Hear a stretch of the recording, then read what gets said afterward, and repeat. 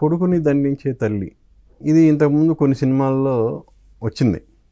But ఈ సినిమాల్లో సూర్య ఎలా కొత్తగా చూపించాడు? చాలా కొత్తగా ఉంటుంది. కొడుకుని దండించదు సార్, కొడుకుని ఎలా ఎలా పెంచాలో చెప్పే తల్లి. అంటే కూతుళ్ళు మాత్రమే ఎక్కువగా ఇలా ఉండాలి అలా ఉండాలని చెప్పే తల్లిదండ్రులకి మించి కొడుకుని ఎలా పెంచాలి అని మంచి కొడుకుని సొసైటీకి ఇవ్వాలి అనే ఒక తాపత్రయపడే ఓ తల్లి. అంటే మంచి కొడుకుని ఇవ్వాలంటే తప్పుదారిలో పెడుతున్న కొడుకుని దారిలో పెట్టే ఇదే కదా? నో మంచి అన్నీ చెప్పుతూ మంచి కొడుకుగా పెంచిన తల్లి. ఆ తల్లి కదా. అంటే దారి తప్పిన కొడుకుని దారిలో పెట్టే తల్లి, దారి తప్పిన కొడుకుని దారిలో పెట్టే కాదు. అది ట్రైలర్లో అలా అనిపించిందే ఏదండి? అదే మీరు అది సినిమా చూస్తే మీకు అర్థమవుతుంది డిఫరెన్స్ ఏంటనేది మీకు తెలుస్తుంది. నేను అది అంటే కొడుకులకి అలా చెప్పి పెంచాల్సిన, కొడుకులకి బాగా చెప్పి పెంచాల్సిన అవసరం ఉంటే ఉన్న కథ ఇది. మరి ఇప్పుడు ఆడు మగాడ్రా బుజ్జి అని అసలు మగజాతి మొత్తం అసలు వాళ్ళ బిహేవియర్ మొత్తం ఆ పాటలో కనిపించింది నాకు. అదే సార్, అది గీత. మగవాడికి అదొక గీత. ఇందులో నువ్వు ఎలా ఉన్నావో చెక్ చేసుకో. ఇందులో కనుక నువ్వు ఉన్నావా ఒకసారి చెక్ చేసుకో, ఆ పాట విను. ఇందులో నేను చెప్పిన ఏ లైన్లో అయినా కానీ నువ్వు ఉన్నావా, 90% ఉండకుండా ఉండాలని కోరుకుంటున్నా. ఎందుకంటే ఎవరో 4-5 చేసిన తప్పులకి ఈ మగాళ్ళందరూ ఇంతే, ఈ మగాళ్ళంతా అలాగా, మగాళ్ళంతా ఇలాగా అనే మాటల వల్ల బాధపడిన వాళ్ళలో నేను కూడా ఒకడిని. ఓకే. సో అందుకే స్టార్టింగ్ ఈడు మగాడ్రా బుజ్జి అన్నారు, ఆ తర్వాత ఈడు మగాడేంట్రా బుజ్జి, ఈడు మగాడంట్రా బుజ్జి అన్నాం ఫస్ట్. ఈడు మగాడంట్రా అంటే ఈడు మగాడని చెప్పుకుంటున్నాడ్రా, కానీ ఇలా మగాడేంట్రా బుజ్జి అన్నారు. అదే ఆ క్వాలిటీని ఎత్తి చూపుతా మరి ఇలా చేసేవాడు ఈడు మగాడేంట్రా అని చెప్పాం. మగతనం అంటే ఏంటన్నారు. అలా ఏంది అసలు పర్టికులర్ మగాడు జనరల్గా సొసైటీకి మగాడు అనేది ఒక ఐడెంటిటీ. జనరల్గా మన మగాడు ఈడు అంటే కొంచెం మంచి లక్షణాలు ఉన్నవాడిని, 10 మంది కోసం నిలబడేవాడిని మగాడు అంటాం.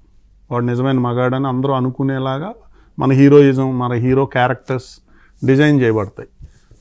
సో ఆ క్యారెక్టరైజేషన్లో నువ్వు ఉన్నావా, ఇది నిజమైన మగాడి క్యారెక్టర్ ఇదా, ఇది మనం చెప్తున్నాం. దాని ద్వారా మనం అది చెక్ చేసుకోమంటున్నాం. అమ్మని గారు మీకేమనిపించింది అసలు ఈ సబ్జెక్టు మైండ్కి ఫస్ట్ డైరెక్టర్ చెప్పినప్పుడు?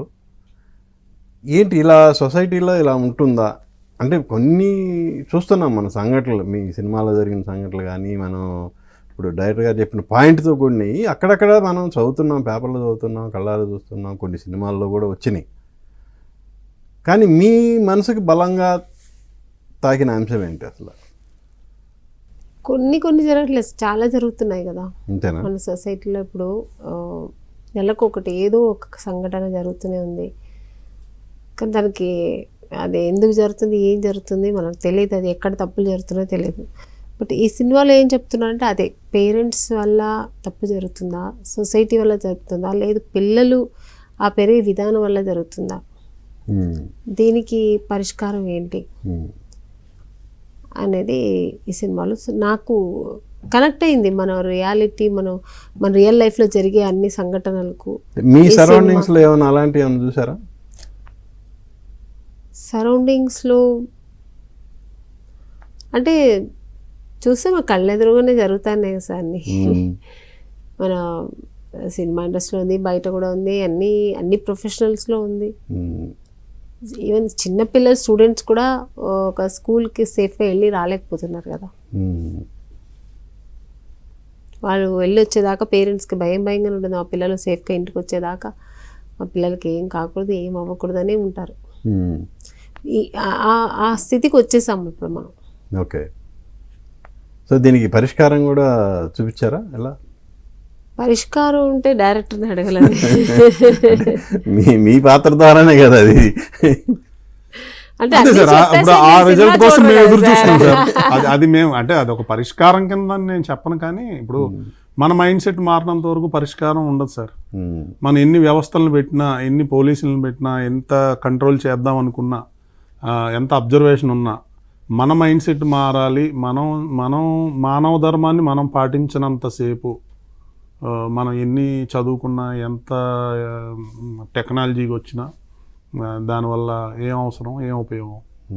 సో అంటే దీనికి ఒక ముఖ్యమైన సంఘటన ఏంటంటే సార్, ఇప్పుడు నా మిత్రుడు ఒక డిస్కషన్స్లో చెప్పాడు తన పెయిన్ ఏంటో. అంటే ఈ కథలో ఆ నిత్యా డైలాగ్ అంత గొప్పగా రావడానికి, నిత్యా డైలాగ్ అంత ఎమోషనల్ అవ్వడానికి మెయిన్ కారణం, ఇందులో one of the main reason ఏంటంటే తండ్రి కూతుళ్ళు ఇద్దరు టీవీ చూస్తున్నారు. ఓకే.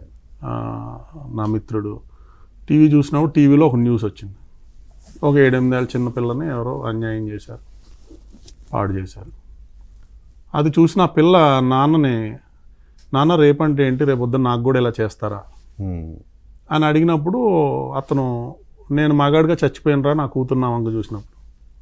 అంటే దీని ఎవరు బాధ్యులు అంటే మనం జాగ్రత్తగా ఉన్నాం కానీ అంటే తర్వాత ఏంటి, చిన్నపిల్లలు దగ్గర నుంచి ప్రతి ఒక్కళ్ళు తన ఇంట్లో ఉన్న కూతుర్ని, తల్లినో లేకపోతే ఇంట్లో కుటుంబ సభ్యులనో చాలా జాగ్రత్తగా ప్రేమించే అందరూ కూడా బయట వాళ్ళని ఎందుకు ఇలా ఆలోచిస్తున్నారు.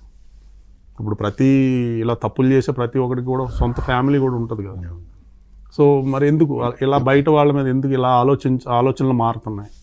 సో ఈ మైండ్ సెట్ మారినంతసేపు మనం ఎన్ని చట్టాలు తెచ్చినా, ఎన్ని వ్యవస్థలు పెట్టినా, సో ఇది దీనికి మూల